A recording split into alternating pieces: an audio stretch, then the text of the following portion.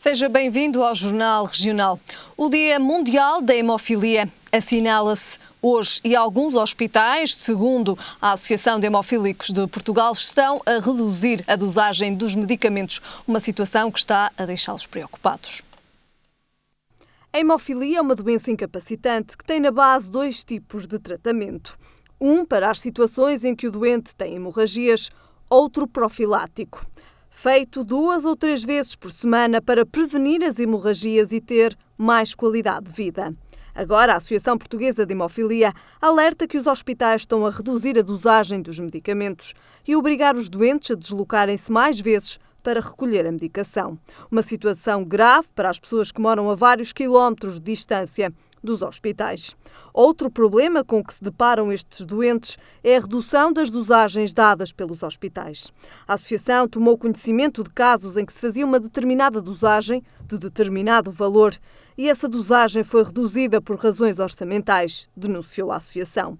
Do hospital em questão, segundo a Associação, obteve a resposta de que estariam atentos e tudo fariam para que não faltasse tratamento. Mas o problema é que o que está em causa é a medicação para a profilaxia e não para o tratamento em si. A Associação Portuguesa de Hemofilia tem 700 pessoas registadas e estima-se que em cada 10.000 nascimentos haja um caso de hemofilia.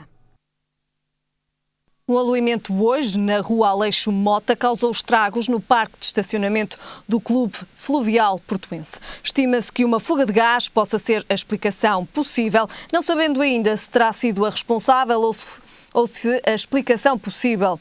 O aluimento de terras causou ainda a queda de uma árvore que provocou um corte de energia elétrica naquela rua. A artéria encontra-se fechada ao trânsito devido ao risco de a rua aluir noutros pontos. Não foram, no entanto, verificados feridos nem danos materiais.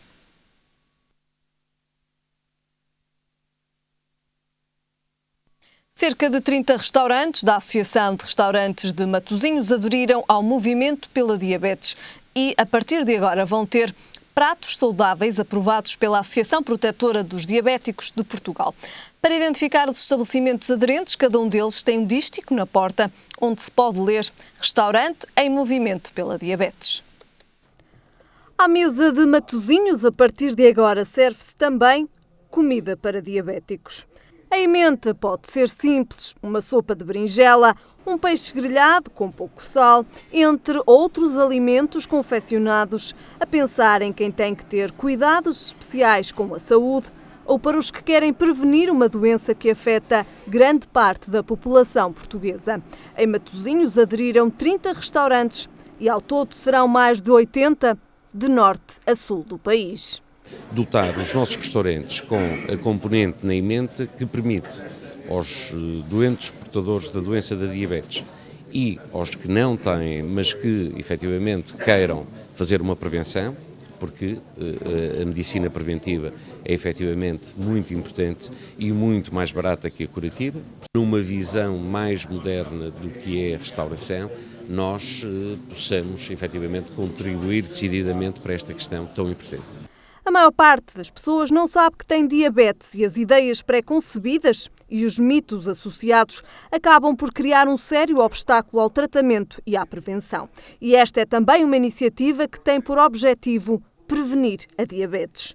Nós defendemos que a alimentação deve ser equilibrada e que os portugueses, todos eles, devem ter mais informações sobre os problemas da alimentação, nomeadamente no que respeita às calorias, à quantidade, ao aspecto quantitativo, mas também à composição. A diabetes é uma doença que surge por falta relativa ou absoluta de insulina. E nós devemos, gerir a utilização da insulina. Sensibilizar para ajudar a prevenir é certamente a melhor forma de combater a doença, que tem a amputação como uma das consequências mais graves, sendo que o sistema cardiovascular é o sistema que mais sofre com a diabetes. E porque as autarquias têm também um papel social, a autarquia de Matosinhos associou-se a uma iniciativa fundamental para as populações. As autarquias têm aqui um papel fundamental, que é não só corresponderem com um conhecimento grande daquilo que é o seu território, como encontrarem formas de fazerem prevenção, que é aquilo para que as autarquias mais estão vocacionadas. E neste caso nós fazemos prevenção, quer com rastreios, quer com programas de desporto informal, quer com aulas de nutricionismo em todas as escolas, quer com o envolvimento da comunidade, como é o caso aqui dos restaurantes, para podermos controlar as doenças que são altamente penalizantes, não só para as pessoas, mas também para o Estado. Quando nós falamos de redução de recursos, quando nós falamos de conter os custos, nomeadamente do Serviço Nacional de Saúde, isso passa essencialmente pela prevenção, e a prevenção é aquilo que as autarquias podem e devem induzir cada vez mais no tecido social. Mas aliado a uma boa alimentação, é necessário também não esquecer o exercício físico, fundamental para a prevenção da diabetes. E uma das formas de evitar, para além da promoção do exercício físico, é a alimentação inteligente. Nós não defendemos exclusivamente aquela noção do chocolate para diabéticos, não é isso. São menus com menos riscos. E já sabe, se encontrar este dístico, restaurante em movimento pela diabetes, tem ao dispor uma emenda saudável previamente aprovada pela Associação Protetora dos Diabéticos de Portugal, as quais incluem ainda dicas de alimentação saudável. Emendas feitas a pensar em todos.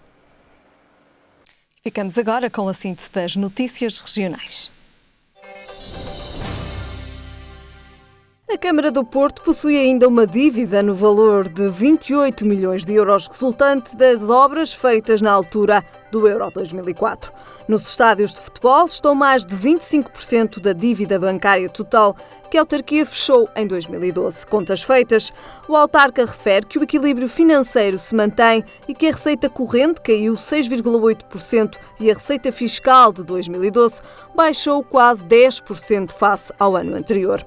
As despesas também sofreram uma queda, uma vez que o município teve uma despesa total de 154 milhões de euros, contra 186 milhões em 2011. A estátua O Porto foi transferida recentemente para a Praça da Liberdade por vontade do presidente da Câmara do Porto, Rui Rio.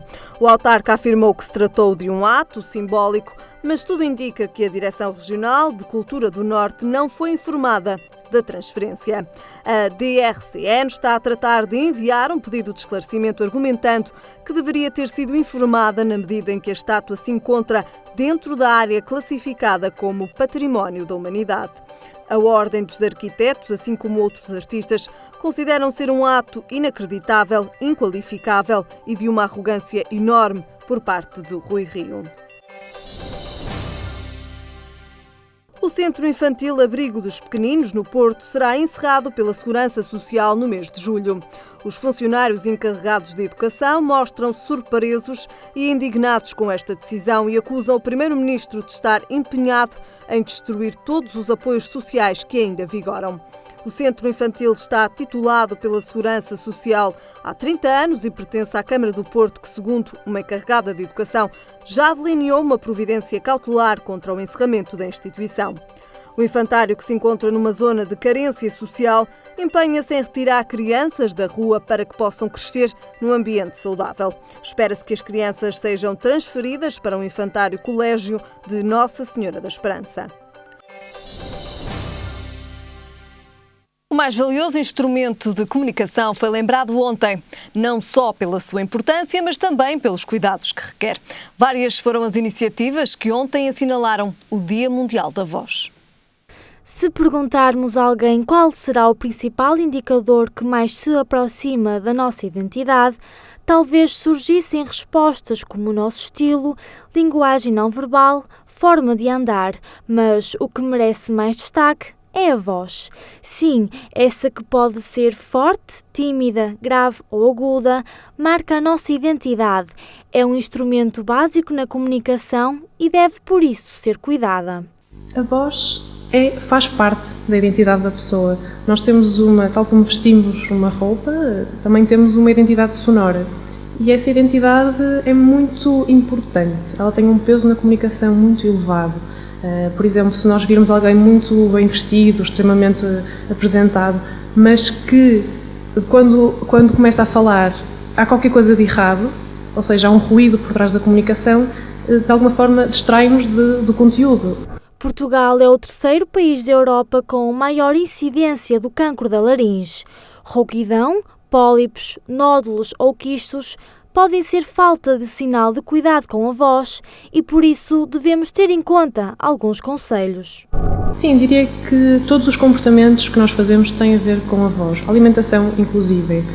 Mais do que a alimentação e certos alimentos que provocam, por exemplo, o refluxo gastroesofágico, que é no fundo algo que acontece e que prejudica bastante a voz e muitas vezes de forma silenciosa. Também outros comportamentos, como por exemplo estar exposto a ruído, estar exposto a ambientes com fumo, ter que gritar sem qualquer tipo de suporte. Há uma série de coisas, ou falar alto, falar continuamente, falar num registro que não é o seu, por exemplo, falar demasiado agudo ou demasiado grave, fora do que seria o natural para o seu corpo, para a sua idade, para o seu sexo também.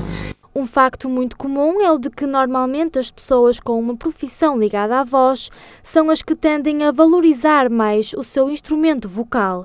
No Centro Voz e Nós existe uma equipa especializada em coaching e formação em comunicação e voz que presta acompanhamento e treino a artistas e não artistas. O Voz e Nós nasceu em 2008 num concurso de empreendedorismo, que foi ganho o primeiro prémio, e arrancou com uma equipa para trabalhar a voz, ou seja, nós consideramos que a voz não é só de uma pessoa, não é só de um técnico, nem só do otorrino, nem só do terapeuta, a voz é de todas as pessoas.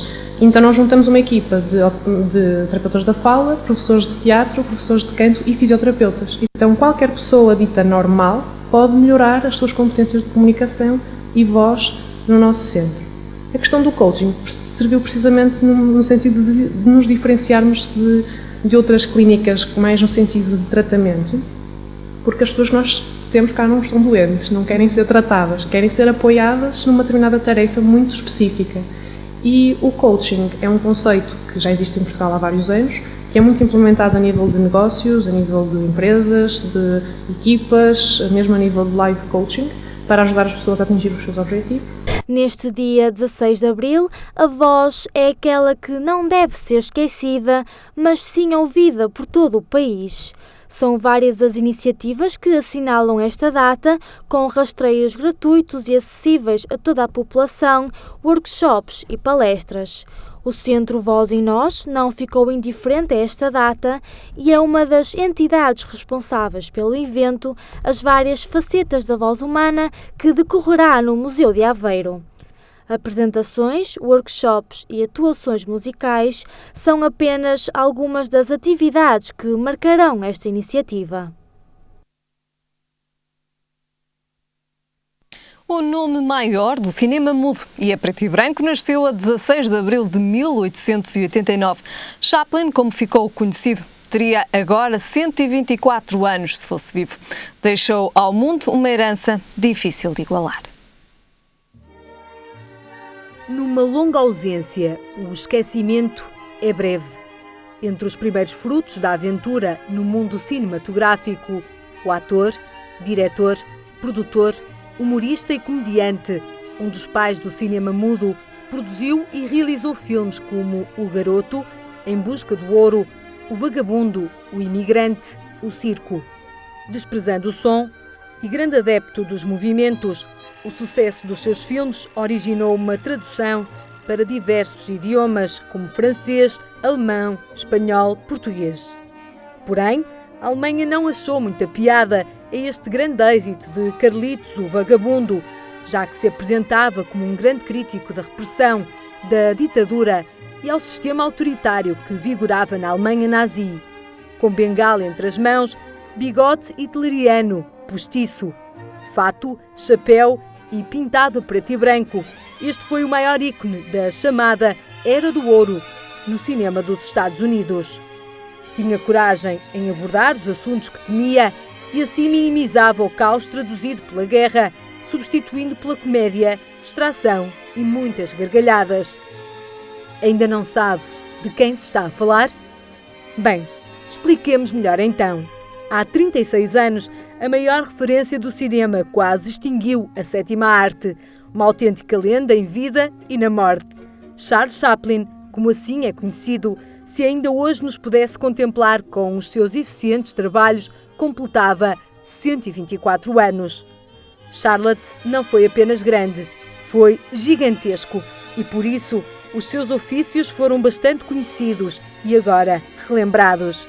Mas, apesar da sua popularidade, Charlie distinguiu-se pela agitação da vida amorosa que mantinha. Com 8 filhos, em 3 casamentos, Chaplin optava sempre por ter relacionamentos com adolescentes. Porém, tornou-se um homem realizado, cobiçado por muita gente. O seu trabalho tornou-se inigualável.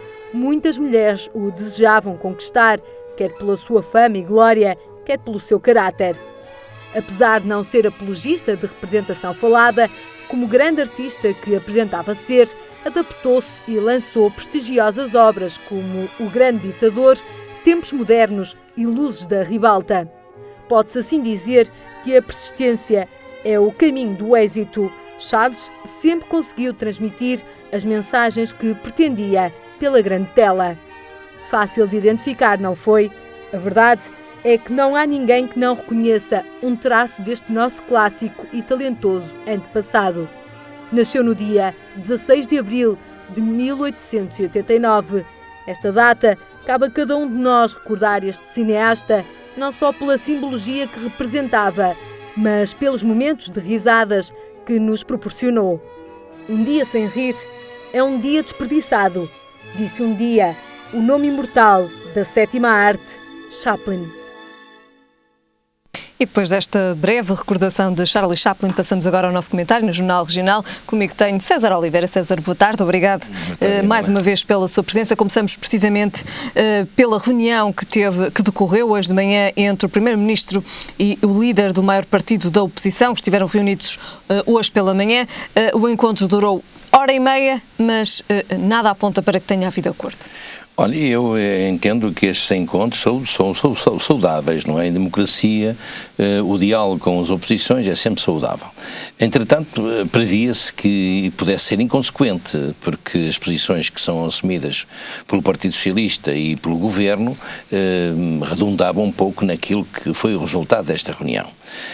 Eu diria mais, quer dizer, a Troika, porque houve uma reunião a seguir com o Partido Socialista e a Troika encontra, ou procura encontrar consensos nos partidos que podem ser poder. E para quê? Para poderem cumprir exatamente, ou que seja cumprido, aquilo que são os objetivos e os compromissos que os países assumem com essas comissões. Eu, de alguma forma, queria dizer que percebo a posição do Partido Socialista, embora, não, por um lado, por outro lado, também num encontro de explicação para esta posição absoluta, quando o recurso à ajuda externa foi subscrito também pelo Partido Socialista, ou em primeira instância pelo Partido Socialista. Como fazer um caminho para o equilíbrio das contas sem recorrer à austeridade, penso que é difícil, é um caminho difícil, para não dizer impossível. Não há outra saída neste momento a não ser a austeridade? Eu acho que há outras saídas, sinceramente, mas passará também para a austeridade. E a austeridade não quer dizer que tenha de ser só observada pelo povo, não deve ser pelo povo, porque o povo está muito sacrificado. Mas a austeridade deve ser feita pelos organismos, por a própria estrutura do Estado. É uma austeridade, é uma via para a austeridade. Era importante que o PS e o Governo chegassem de alguma forma a algum entendimento sobre, digamos assim, algumas das normas para entrarem em vigor? Seria interessante porque dava estabilidade política. Naturalmente que eu percebi da parte do líder do Partido Socialista que viria e que apoia e que vê com bons olhos e fará tudo para que Portugal possa entrar nos mercados. Ora, entrar-se nos mercados é preciso fazer uma caminhada, porque senão não se consegue esse objetivo. Era desejável, mas não me parece que seja aqui pela via do Partido Socialista, que também percebo que se alinha como uma alternativa ao Governo, se alinhar nesta situação que tudo indica que vai sacrificar os mesmos, que eu acho de mau tom, não é? Porque o povo em si, que volta a ser visado, não aguenta mais sacrifícios, não aguenta, tenho dito aqui várias vezes, várias pessoas o têm dito, e não aguenta. E de facto, esta atitude do Primeiro-Ministro recorrer ao diálogo com a oposição é louvável, por um lado. Por outro lado, sabemos que ele foi um pouco empurrado para esta situação. Vários comentadores e o próprio Presidente da República o têm empurrado para que ele observe o diálogo com a oposição. Portanto, é louvável, mas por um lado. Por outro lado, ser empurrado não seria necessário. E hoje o dia foi importante para o país? Foi importante para o país, vamos lá ver as consequências que naturalmente vão advir destes encontros, nomeadamente com a Troika, do Governo com a Troika. O Conselho de Ministros está a funcionar neste momento, não sei quais são as medidas que vão ser implementadas, espero que tenha em atenção que o povo não aguenta sacrifícios além daqueles que já está sujeito, e espero que sejam encontradas outras soluções que não visem claramente o povo nesta matéria de austeridade. Este, de facto, também é um assunto que marca hoje o dia. Certamente hoje será um dia em que muitas decisões serão também tomadas. Amanhã certamente teremos mais novidades relativamente a estes assuntos. E hoje também o Presidente da República disse acreditar que se a Europa fizesse aquilo que é a sua parte, as coisas estariam melhores em Portugal e também na Europa. Isto é um recado para os líderes europeus? Olha, Helena, eu queria dizer antes de mais o seguinte: se o Presidente da República tivesse feito bem a sua parte, se calhar Portugal estaria melhor, porque o Presidente da República tem feito, digamos, uma intervenção junto desta influência, do Ministério de Influências, muito tenue. E eu acho que o Presidente da República devia ser mais atuante, mais ativo naquilo que são os interesses de Portugal junto da comunidade. É Presidente da República, deveria, na minha opinião, ter, é evidente que não deve substituir-se ao Governo, mas é Presidente da República e deveria exercer o seu Ministério de Influências junto da comunidade europeia. Acho que o recado que é dado tem cabimento, com certeza, mas ele próprio também podia ter feito um pouco melhor junto da comunidade para que Portugal estivesse melhor. Diz também que é fundamental que a Europa encontre o mais rápido possível soluções que promovam o crescimento económico e o emprego. Bem, isso era desejável, é o que todos nós procuramos. Se realmente não houver poder de compra, como é que se encontra a melhor economia? Se realmente não houver movimento da economia, como é que pode haver um melhor desempenho das empresas? E não havendo melhor desempenho das empresas, não há crescimento do emprego. Percebe? Portanto, eu não percebo muito bem, aliás, eu acho que toda a gente está um pouco perplexo como é que se vai encontrar o caminho para o crescimento económico. Se sabemos perfeitamente que os condimentos absolutamente indispensáveis para o crescimento económico estão em causa e são difíceis ou impossíveis de alcançar, como é que se vai encontrar esse caminho para o crescimento económico? Mas é evidente que a riqueza e o crescimento económico só se faz à custa de maior empreendedorismo, maior emprego, maior produção, naturalmente, só se faz por essa via. Não estamos habituados, de facto, a que o Presidente da República se pronuncie com muita frequência. Estas são palavras que realmente deixam os portugueses mais otimistas. Eu acho que deixa pelo menos os portugueses mais expectantes, porque é a altura do Presidente da República poder, com ele próprio, no seu papel que deve ser de grande mediador do país, interessar os investidores, interessar os políticos, a encontrar soluções que entronquem na melhor caminho para Portugal. E o papel do Presidente da República, que deve ser partidário, naturalmente, tem aqui uma relevante importância, não é? Portanto, eu fico expectante que o Sr. Presidente da República vai intensificar aquilo que é a sua ação no seu Ministério de Influências. Resta também aqui dizer que estas declarações foram proferidas durante a visita à Colômbia. A diretora-geral da Associação Portuguesa de Empresas de Distribuição de ICOs revelou hoje que nos primeiros 3 meses se registaram quebras de consumo nos bens alimentares que estão perto dos 4%. Olha, Helena, isso não é de admirar, porque se o desemprego tem proliferado, se o rendimento das famílias tem decrescido, se efetivamente as condições de receita das famílias portuguesas têm sido largamente afetadas, não é nada enfim, acho que é perfeitamente normal que isso aconteça. E digo-lhe mais, quando se fala na redução substancial do consumo dos produtos de marca branca, isso é lógico, é óbvio, porque as pessoas que têm menos poder de compra são os clientes habituais desses produtos. Portanto, se as pessoas de menos recursos têm sido afetadas, naturalmente que esses produtos são os primeiros a sofrer. E digo mais, Helena, acho que neste momento há muitas famílias, muita gente, e é preocupante isso, que se calhar já não fazem uma refeição, pelo menos a refeição da noite, se calhar vão para a cama mais cedo, exatamente para poupar esse tipo de refeição, isto é, para poder fazer o equilíbrio da sua despesa, não tendo menos uma refeição. Isso acontece já em muitas famílias e é preocupante. E, portanto, isso é lógico e é óbvio que tenha logo aqui uma ligação direta com o consumo, nomeadamente bens da primeira necessidade. Estamos a falar mais concretamente no poder de compra que os portugueses estão a perder. Claramente. Estes números revelam e indicam isso mesmo. Claramente, mas veja esta situação. Estão a perder poder de compra, como é que se pode recuperar a economia? Tem que se dar poder de compra aos portugueses. Não se pode cortar nas receitas do povo. Tem que se incrementar e estimular o consumo. E não se pode, naturalmente, reduzir as receitas, aumentando, nomeadamente, os impostos, aumentando, a carga mensal que cada família é sujeita, com a eletricidade, com o gás, com tudo isso que progressivamente aumentam.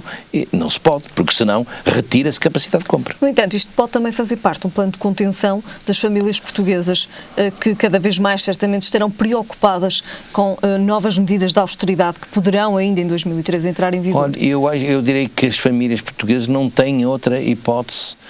Já há muito tempo vão observando isso e vão apertando naturalmente o cinto cada dia que passa, porque cada dia ou cada mês acontece uma situação nova nas famílias, ou é um filho que fica sem emprego, ou é a mulher que fica sem emprego, ou é aquele que é afetado nos impostos, ou é que leva um corte nos seus rendimentos. Portanto, tem que fazer progressivamente, já acontece já há bastante tempo e vai continuar progressivamente, mas volto a insistir, é uma situação preocupante, muito preocupante, porque naturalmente não se vai fomentar a economia por essa forma. Tem que se dar capacidade aos portugueses de ter melhores condições para consumir. E daí a austeridade tem que ser muito seletiva. Não pode ser dirigida apenas ao povo, apenas ao povo, como tem acontecido, e eu espero que não vá acontecer. Nessas medidas estão aí apontadas. A austeridade para o povo chega. Isso aí estou completamente de acordo com o Partido Socialista. E eu espero, aliás, inclusivamente, essa interrogação que nos fica, é se um dia o Partido Socialista, e se este Presidente do Partido Socialista for poder, se vai naturalmente praticar a redução daquelas medidas agressivas que para o povo que têm estado a ser implementadas. Esperemos, vamos ver essa situação. Muito bem, César, damos por terminar também este nosso comentário de hoje, então, com estes números, os portugueses a perderem poder de compra e as quebras do consumo a registarem uma quebra de 4% aproximadamente. César, voltamos a ver-nos para a semana. Obrigada. Ficamos agora com o tempo para amanhã. No norte e centro é esperado céu com períodos de muito nublado. No sul, céu limpo. Quanto a temperaturas, o Porto espera uma máxima de 18 graus e uma mínima de 11. Em Lisboa, a máxima será de 20 graus e a mínima de 14. E em Faro, a máxima chega aos 25 graus e a mínima aos 16. É tudo por hoje, já sabe. A informação está de regresso amanhã. Até lá, fique bem.